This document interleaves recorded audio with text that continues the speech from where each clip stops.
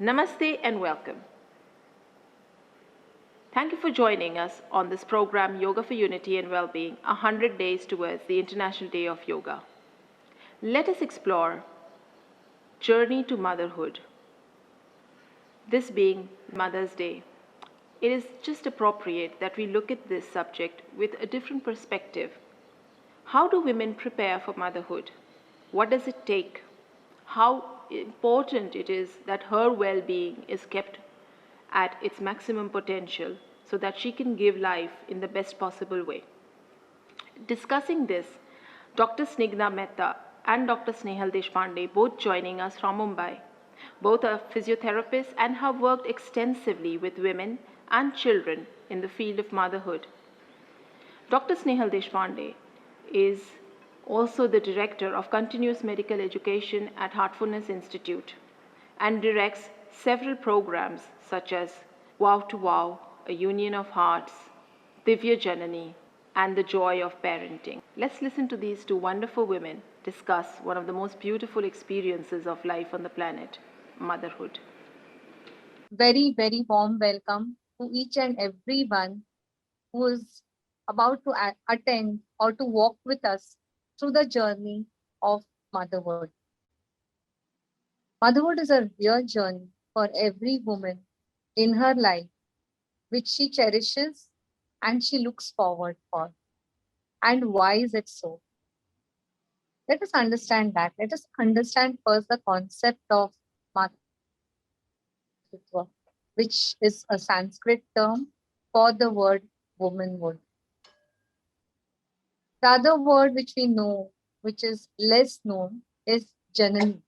Janani also means motherhood. So when we are here to speak of motherhood, let us understand why every woman strives to become a mother. In India or in Indian cultures, we all understand that the highest ideal which the woman is looked on to is as a mother. Needless to say, Swami Vivekananda also has cherished the woman in a big way. He has, in his speech, he said, the mother is the first and the mother is the last. So when we have every person who is big and who is known, who has come onto this earth, or everyone recognizes the bigness or the individuality which he or she has reached and attributes to that to one single person in their life, and that is the mother. So today we have with us to understand the journey of motherhood my dear friend Dr. Snigdha Mehta. She's a physiotherapist and she has her own physiotherapy center in Mumbai, India. She is specialized in musculoskeletal and neuromuscular physiotherapy. She is the only Indian certified physiotherapist by the American Physical Therapy Association. The section on the women's health of this association has certified her. She looks after health in pregnancy. She looks after postpartum and pelvic rehabilitation, pelvic pain, and bowel dysfunction. All of us as mothers understand that the first gift of love which we get onto this universe gives us pain. But we all cherish that pain, isn't it? So she teaches the young girls and the to-be mothers how to handle this pain, how to relax when you're birthing. And her classes are really, really wonderful. I myself have attended her classes recently and I've really cherished the journey which she had taken me through. She's also trained in Pilates and therapeutic yoga, a very unique combination for this field. So I welcome Dr. Snigdha Mehta to take us through the journey of the physical aspects of pregnancy and how a woman, when she's becoming a mother, or even when she thinks of becoming a mother, can understand how to deal with the situation and give herself and humanity the best. Over to you, Dr. Snigdha. Thank you so much, Dr. Snehal, for that wonderful introduction. And thank you so much, Heartfulness Association, for giving me a chance to talk to all of you today. I will just do the screen share. So, yes, my topic for today is before a mother is born and after. Um, it's been a wonderful journey for me and a wonderful journey for all the wonderful girls who have been with me in this emotional and physical changing life situation. And let's talk a little about it. So we all know, all of us who are mothers know that becoming a mother completely changes our life in one of the most significant ways, both physically and psychologically. And this experience we will never, ever replicate. So let's talk about the physical aspects. That's what I'm going to talk about. But before a mother is born after she becomes a mother. But before she's born, a lot of questions come to mind and a lot of questions are asked. Should a woman exercise when she's trying to conceive? Girls are really afraid to exercise. And actually, pregnancy rates can be twice as high in women who maintain a regular moderate exercise compared to those who do not exercise at all if they desire to conceive. And benefits are most useful, especially in patients having obesity, polycystic syndrome, and insulin resistance. So exercise is a must unless medically contraindicated long before you conceive. However, vigorous exercise can be quite counterproductive. Studies in athletes show that with high levels of vigorous exercise, there's a negative impact on the menstrual cycle, ovulation, and therefore fertility. So moderate exercise is the key. What about exercise during the IVF cycle? This is another very commonly asked question. So there are some women who are told not to exercise at all because of the real risk of ovarian torsion during the IVF cycle. So there are some recommendations for exercise during this IVF cycle. That you should not be doing any high impact exercises, especially if there are quick changes in body position. What is allowed? Walking, light jogging, both are fine, but no quick twisting. Swimming is again okay, but no flip turns at the end of the lane. And yoga, of course, is great, but no inversions. We are all afraid of the ovarian torsion, and that's why we have to be more careful with the exercise if you are on the IVF cycle. And now you've conceived, and the journey of motherhood has begun.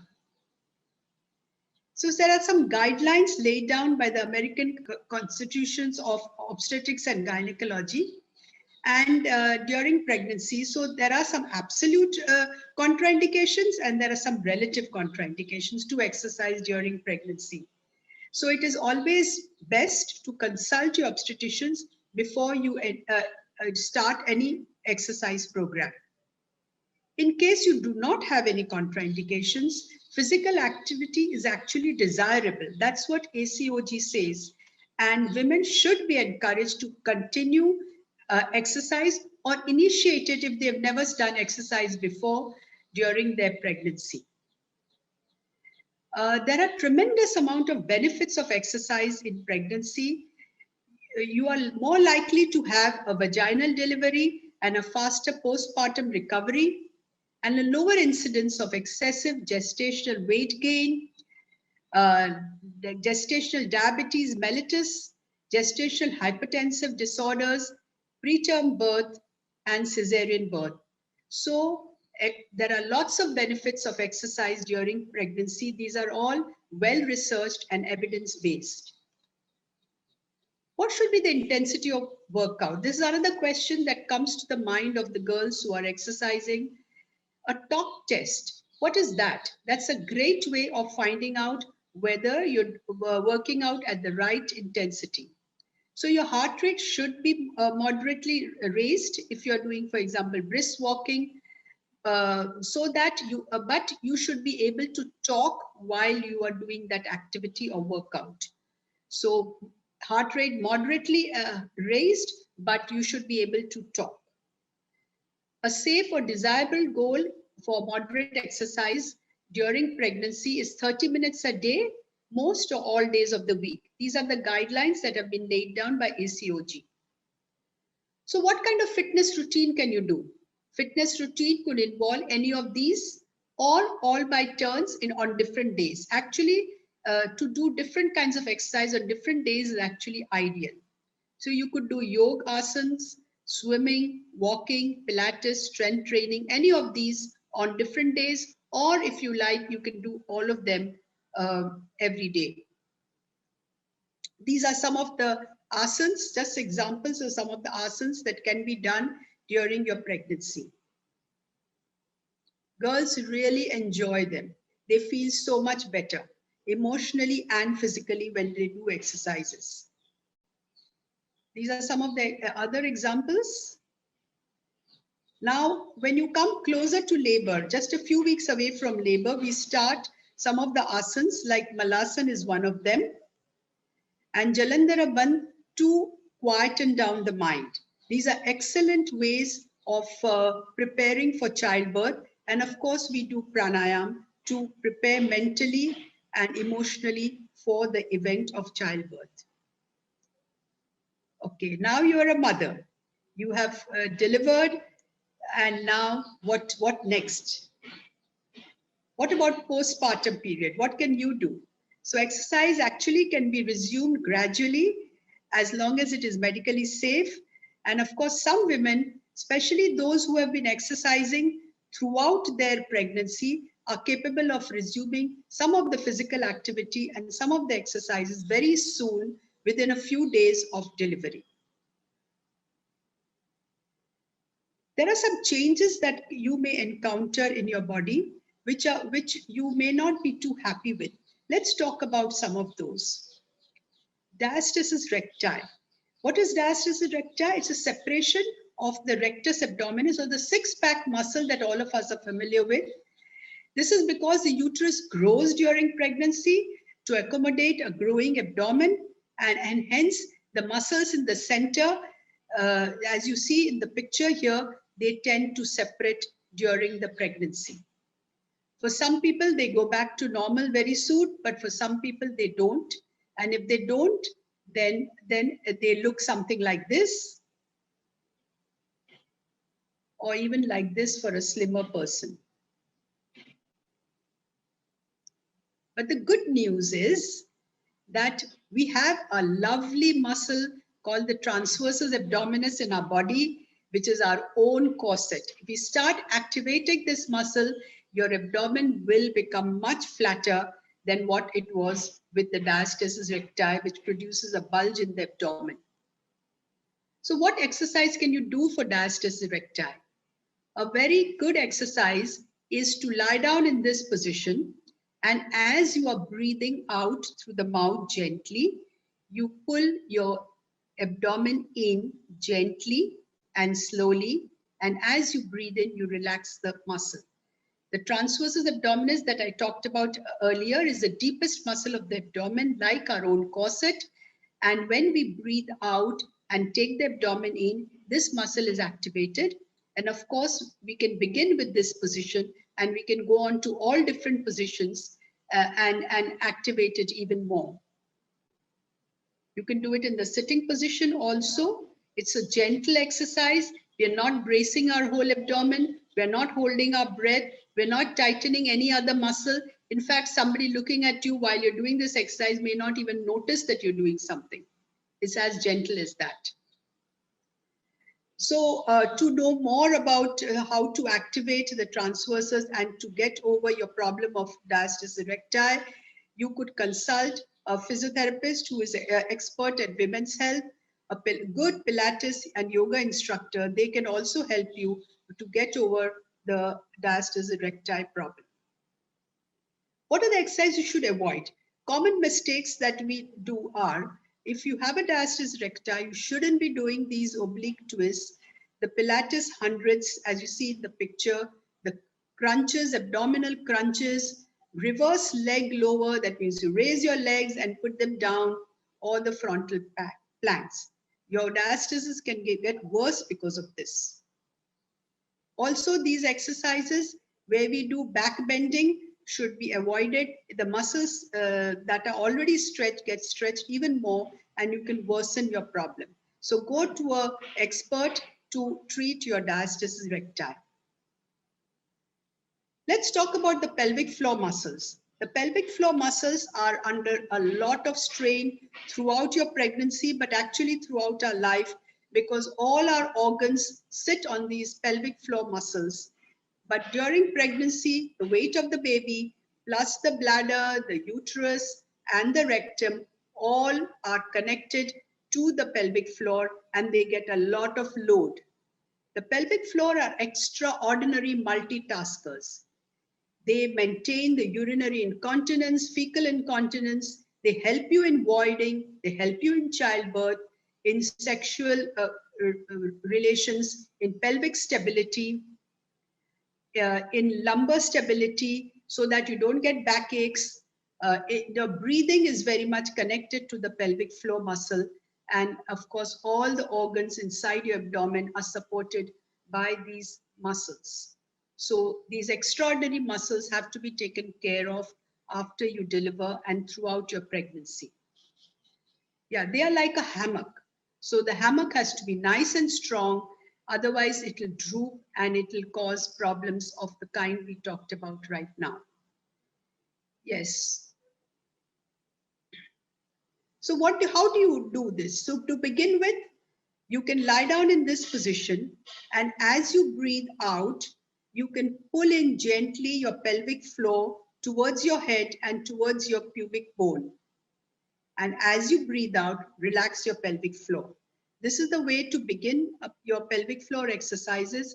The pelvic floor muscles and the deep abdominal muscle that I just talked about, the transversus abdominis, actually work together. They are partners for life. And that is why they work. You can work on the pelvic floor and you will find that your transversus gets better. Or if you work on your transversus, the pelvic floor gets better. And of course, we have in yoga this beautiful asana Mool Bandh, which can be taught by all the expert yoga instructors. What are exercises you should avoid if you have a weak pelvic floor?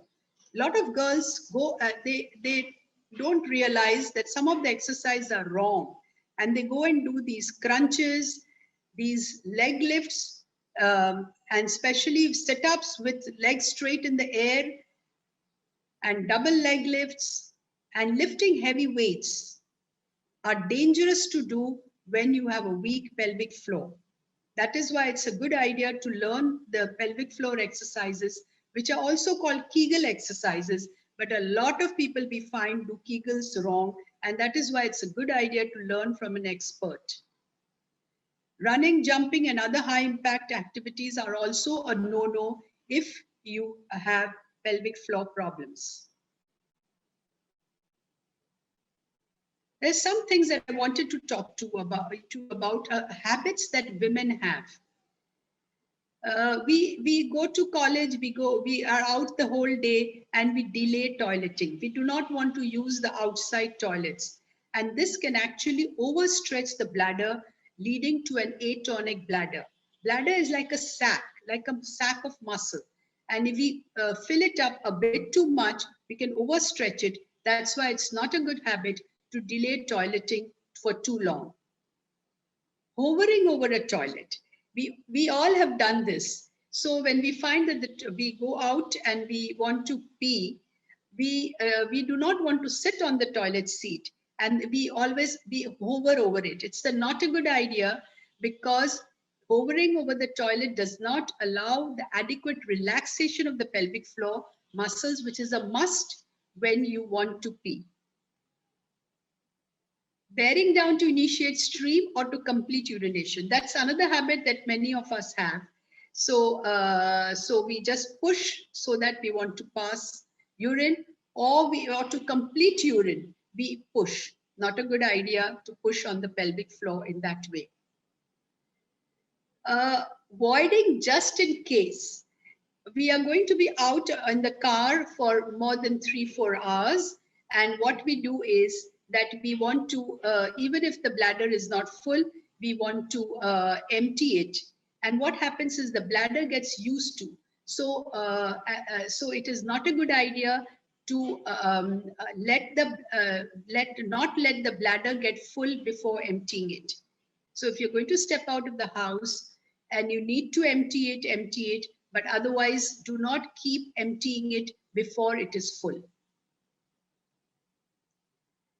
Failing to wipe, this is applicable to all women, failing to wipe from front to back after bowel movements. And we often find women keep getting UTI, that's urinary tract infection, because they do not wipe in the correct way. Varicose veins, unfortunately, is a gift from pregnancy for many of us. And unfortunately, it leads to these ugly veins. So what do? Keep your feet elevated as often as you can. Wear compression socks. And when you're keeping your legs elevated, do this pumping of the foot and ankle constantly to push the blood up and not allow it to pool in the feet and cause varicosity. Osteoporosis, unfortunately, could be another gift for women, especially after menopause, but it actually starts long before that, around the age of 30 or 35. So what is osteoporosis? We all know that it's loss of bone density, and as a result, the bones become weak and brittle. And this can actually, because of the fractures that we get because of brittle bones, it could decrease the quality of our life and also decrease our lifespan.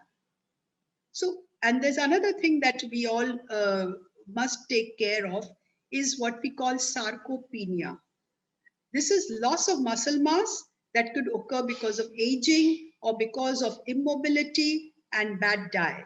In the pandemic, many of us have been sitting for hours and hours, and this could actually lead more likely to sarcopenia than we are up and about. It can result in decrease in quality of life. We are no longer able to do the tasks that we could do earlier. So what should we do for osteoporosis and sarcopenia to decrease the problems of both of these? Regular weight-bearing exercise, kind such as walking, jogging, dancing, excellent weight-bearing exercise where your legs are doing a lot of work. Legs muscles are the strongest and biggest muscles of the body. And of course, strength training or resistance training, such as lifting weights, push-ups, squats. So a good exercise program with using your legs and using your arms and upper body develops the bones better and also prevents sarcopenia. So these are some of the exercises we can do, whether it's yogasans or walking or push-ups or dancing or bands, elastic band, resistant bands or weights. And they should, of course, be done on a regular basis. So these start doing these bone building and muscle strengthening exercises at any age, and you will have stronger bones and muscle. That's the good news. So it's okay. Suppose you say, oh, I've never done these. Now what? You can do it at any age. You can do it even if you're 80 plus, even if you're 30 plus. Start doing these exercises. They will build your bones, become stronger, and your muscles get much better. At any age is a good age to start. And they can actually reverse osteoporosis and sarcopenia to a great extent. So actually becoming younger as you age. That's such a good thing to happen. There are other reasons why exercise is very important. Exercise, yoga, Pilates, all are very important. And of course, what I want to tell you is about the COVID-19 research that has come in, and it shows that it reduces your chance of falling more ill or suffering and hospitalization due to COVID decreases by 50% if you're physically fit. So all of us want to be physically fit. So even if you get the infection of COVID-19, it cannot prevent it. If you get the COVID-19 infection, your chances of falling more ill or chances of complications reduced by at least 50% if you are a regular fitness freak. And of course, exercises help all parts of the body. The brain becomes sharper and you are able to do much more work even in older age if you are regular with exercise. It makes your heart and your lungs much stronger. And this interesting study was done on the chromosomes. This is a chromosome. At the end of the chromosome is the telomere. Now, as we age, our telomere length shortens. But what is interesting to know is if you're a regular exerciser, we can actually increase the length of this telomere, and which is a telomere length is a very important biomarker of health and fitness. So exercises help to increase the telomere length, which usually gets shorter as we age. So yes, find an exercise that you enjoy, make it a habit, and you will reap the rewards in later life and also today. And enjoy an independent and productive old age, which we all want. So as you sow, so you reap. Happy Mother's Day to all. Thank you so much. So thank you, Dr. Snigdha, and it was really, really a very in-depth and eye-opening talk.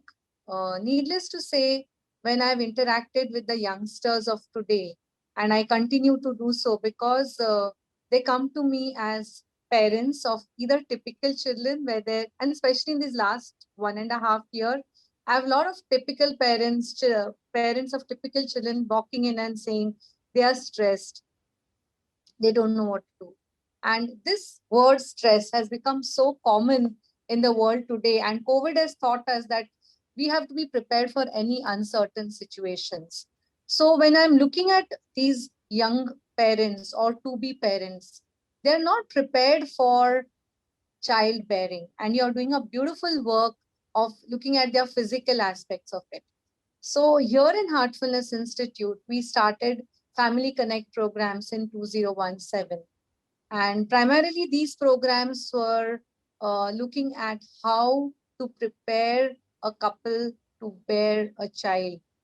And why is that important? Snigdha, do you remember the story from Mahabharata in which there is a king, there's a kingdom in which there is no heir to the kingdom, and they don't know what to do, and the queen has two princesses who are there.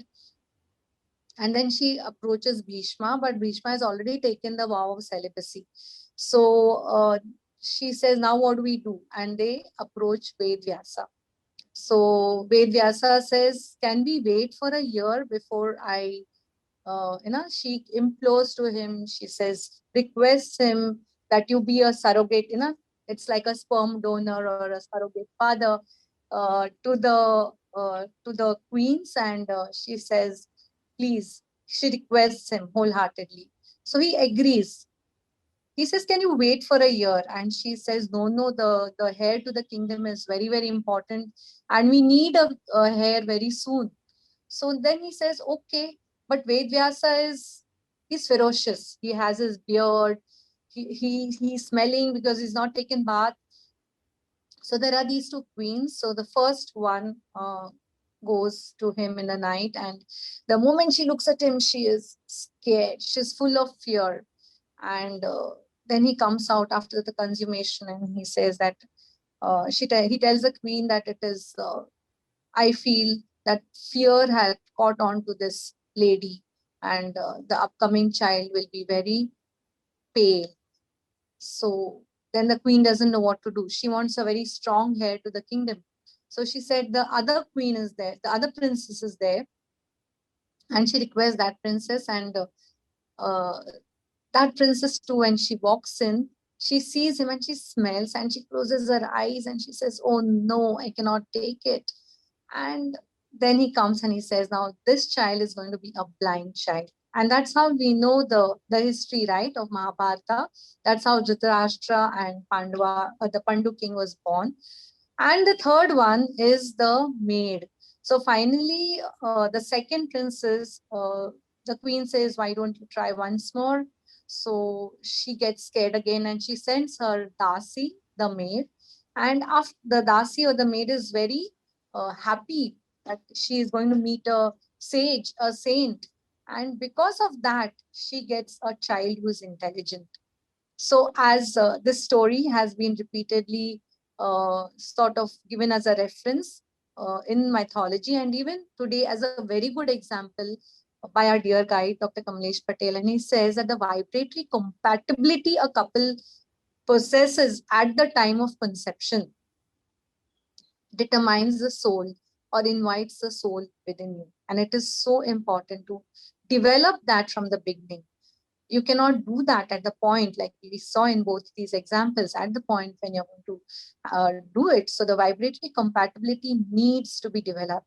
So this process of family connect programs, which we train the couples to understand one another, to handhold one another, to see that they relax. So there was another study, Sigda, which was done in Brooklyn, in these areas where there's a lot of violence. And the women were very scared, extremely scared. There was violence all around, and so the pregnant woman used to be really scared. So automatically, the epigenetics, as we say, as has been pointed out in the recent research by Bruce Lipton, affects the fetuses. So the children who are born to such mothers are completely having their frontal lobes not very well developed, and the blood supply to the part of the brain behind, as we call it as the midbrain, is increased. So this is what research has shown. These are epigenetic changes which happen. And that's why in the Indian culture, the mother to be is sent to her mother's house so that she rests emotionally, mentally, and she completely gives her attention to the little one who's coming.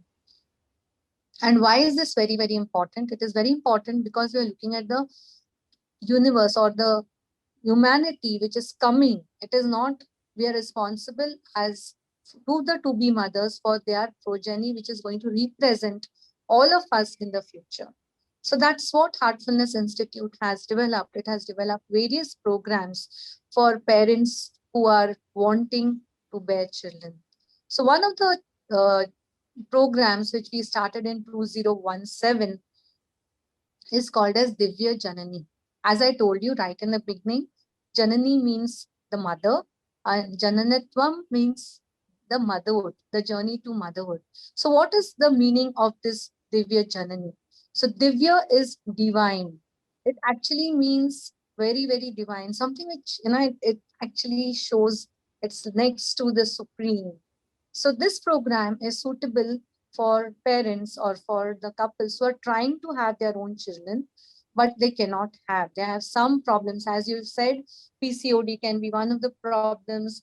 Women have a lot of problems which give rise to infertility, and so also men. So you have a lot of these azoospermia, oligospermia, or the women have other problems like the fallopian tube problems, which contribute towards causing number one, anxiety. So whenever such a couple comes to us, the first thing what we try to do is calm them down, talk to them, and give them heartfulness relaxation.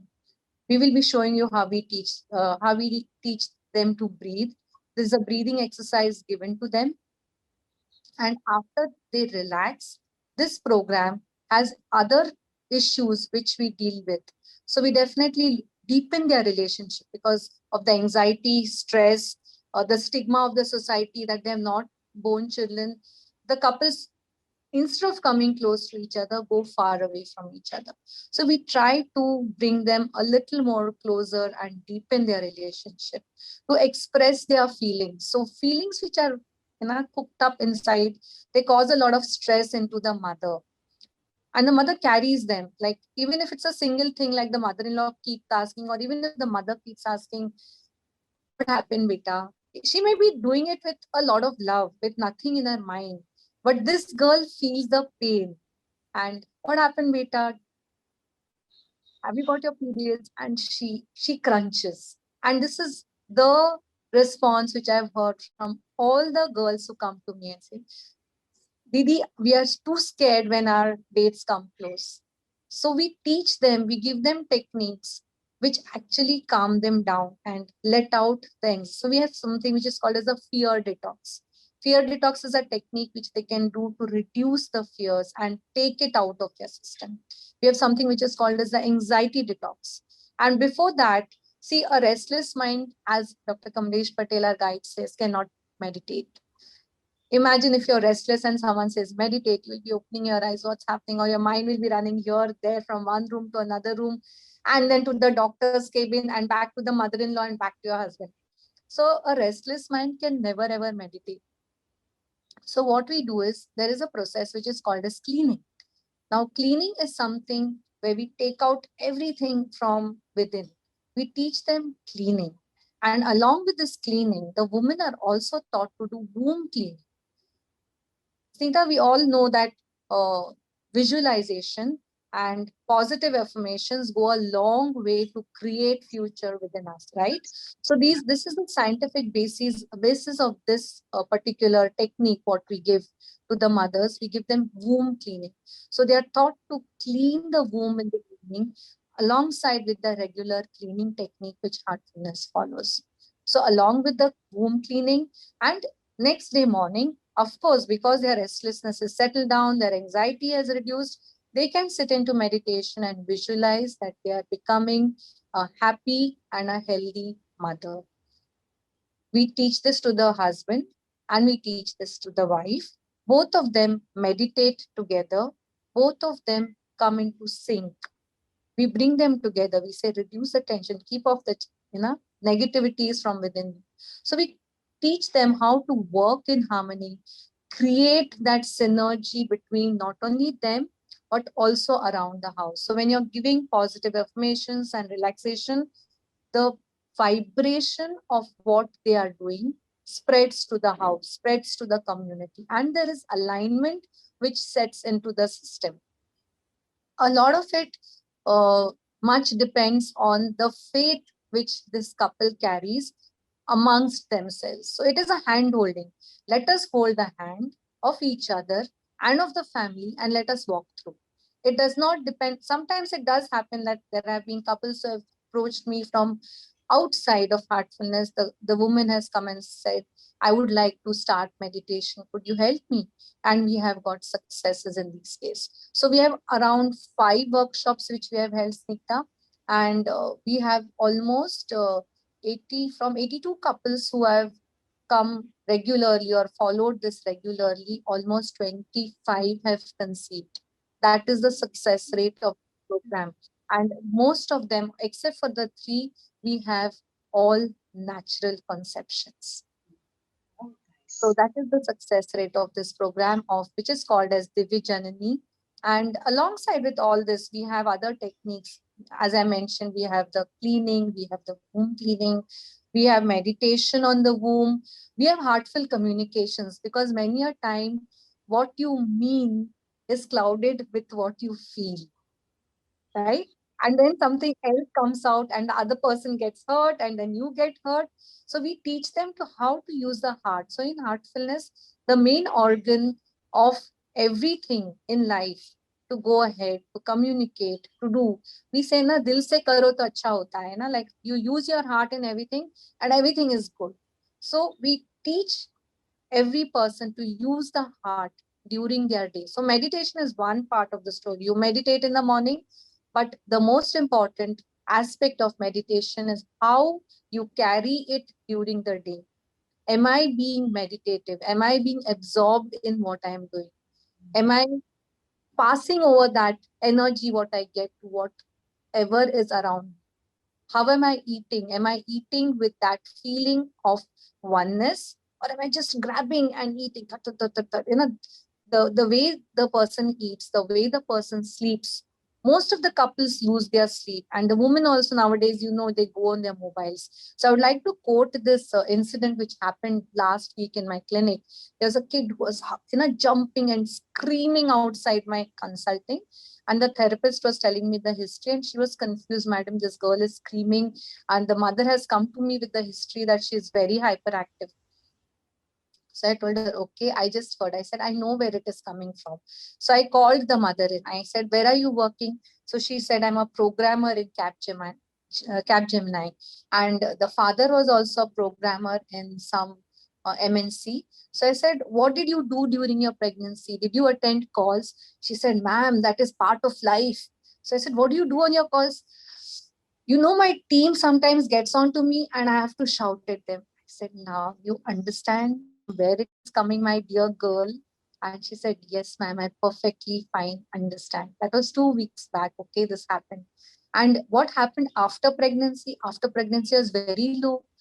So postpartum depression is a known feature in many of the girls. Now, unless we tackle this, and this is the other program that is Beautiful Beginnings, which we look at, the first 1,000 days of life, where we start the journey with conception.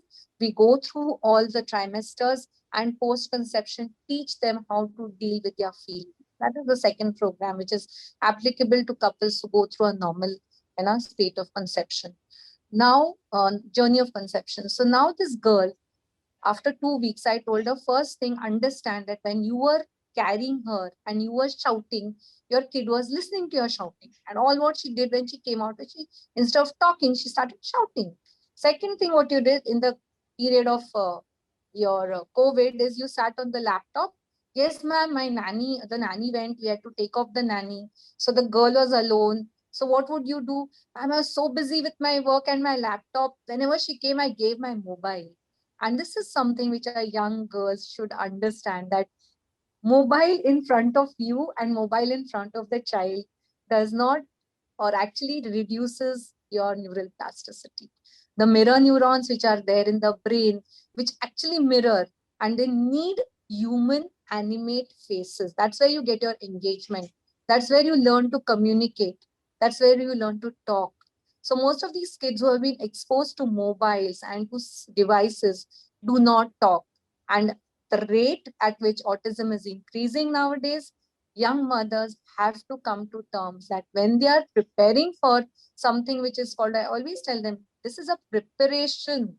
You cannot say it is done. I've got a baby, I've become pregnant, I've got a baby and I'm done. It's a responsibility. So heartfulness programs teach them to walk through this responsibility very softly and gently. And then we have other activities, like we actually teach them how to journal, because come what may, when the feelings remain inside, it's like putting moist clothes in a closet and locking it. They actually stink unless the feelings come out. So whatever you like, you may draw a flower, you may draw a charcoal, you do anything in that journal of yours, but write it down. So self-journaling or themed activities are given to these couples. During the week, we have activities for them. We have a trainer who guides them throughout and gives them sittings, meditation sittings. What happens in the sittings is also recorded. If the woman to be has obesity problems or weight gain problems or weight loss problems, we do give them nutrition advice and also Pilates. We have a good Pilates trainer who's from Portugal who teaches them how to do Pilates. We have breathing exercises which are of different types, and these breathing exercises are taught where they do it together.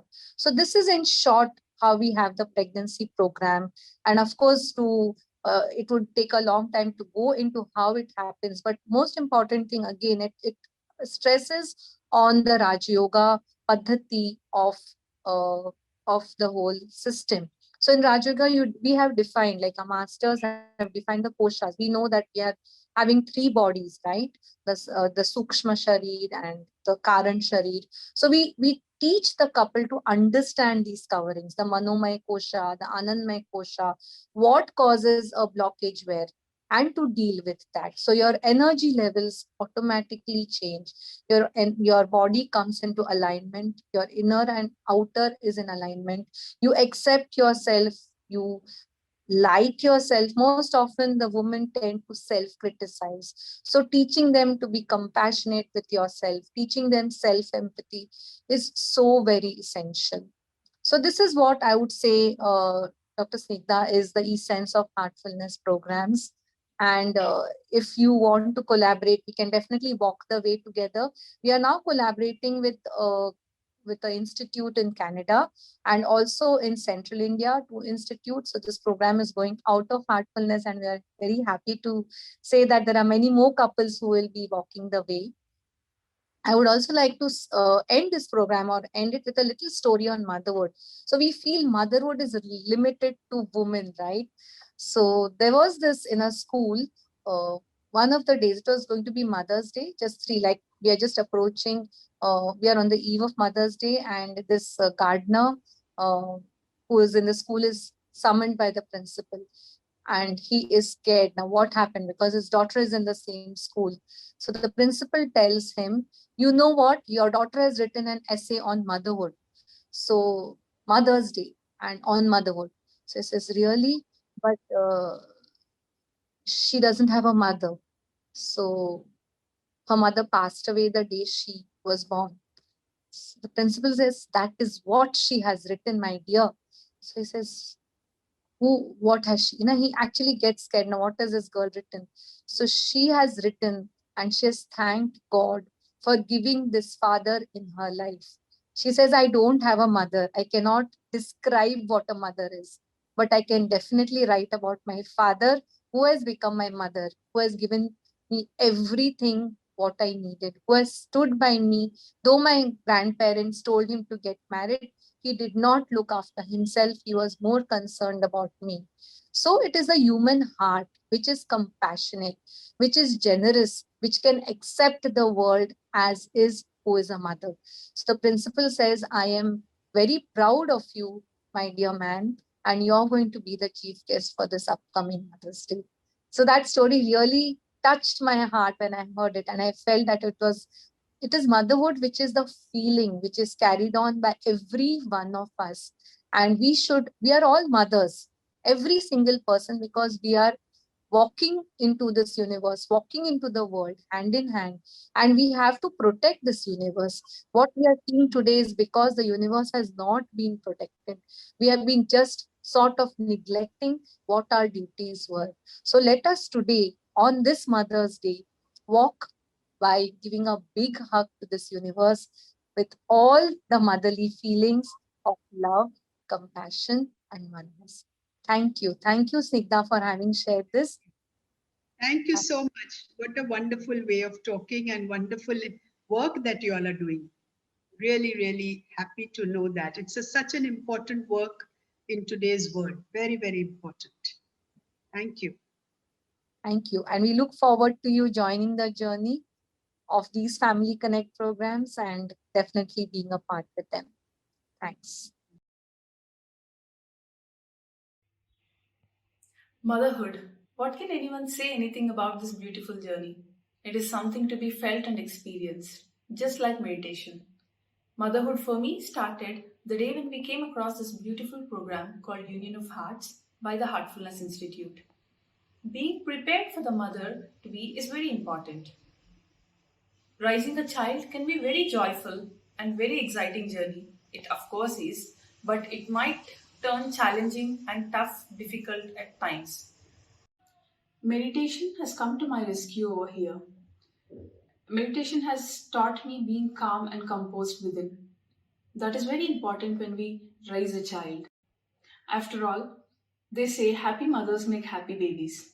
My daughter is 13 months old and she has taught me so many things like love, tolerance, and patience, which without her it would not have been possible for me to learn. Motherhood is such a beautiful journey. For all the mothers out there, enjoy your motherhood and I wish you a very happy Mother's Day. Hello and namaste to one and all. A very happy Mother's Day to all the wonderful mothers out there. For the things my hands have held, the best by far has been my son Sujit.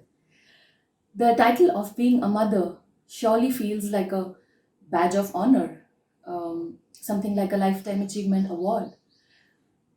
The My son Sujit, he's 16 months old today, and there has never been a dull moment ever since he's come into my life. Whenever I look into his eyes, I see nothing but just love.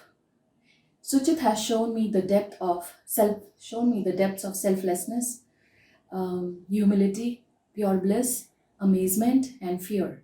He has taught me how to be more patient, kind, humble, and confident at the same time.